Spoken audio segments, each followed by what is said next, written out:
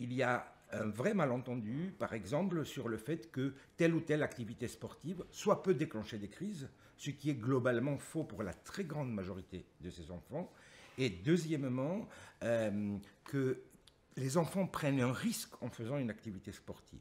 C'est totalement faux et je pense que c'est un message qui doit permettre de recadrer les choses pour les parents et pour les familles qui eux aussi finalement finissent par exclure leurs propres enfants par peur d'un tel événement. Il faut bien se rendre compte que oui, les crises surviennent de manière imprévisible, mais il n'y a pas meilleur endroit pour faire une crise d'épilepsie, si on est censé en faire une, qu'un terrain de football ou un terrain de rugby. C'est un endroit où il n'y a rien autour qui peut blesser l'enfant. C'est plus dangereux quand il traverse sa cuisine que quand il joue au football ou au rugby. Pareil pour le tennis, pareil pour une série d'autres activités, qu'elles soient collectives ou individuelles.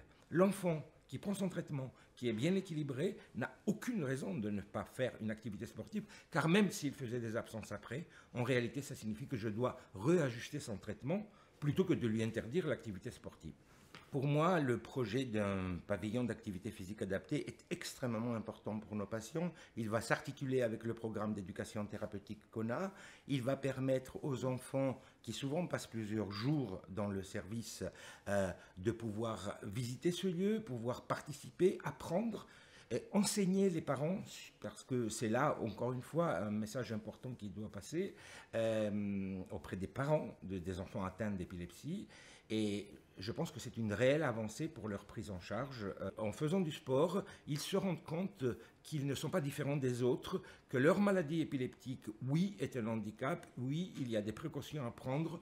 Ces précautions doivent être discutées au cas par cas. Il n'y a pas de généralité dans l'épilepsie parce que les épilepsies sont différentes, mais en même temps, ils les mettent dans une situation où, avec leurs camarades de classe, par exemple, ils ne se sont pas exclus. Ils peuvent participer aux activités sportives, aux activités de théâtre, aux classes vertes et à toute autre activité de ce type. C'est important pour les familles, pour les enseignants et pour leurs camarades de classe de ne pas avoir cette méconnaissance de la maladie épileptique qui conduit à l'exclusion des enfants qui peuvent guérir plus tard de leur épilepsie et finalement garder un problème d'insertion sociale plus important que la maladie elle-même.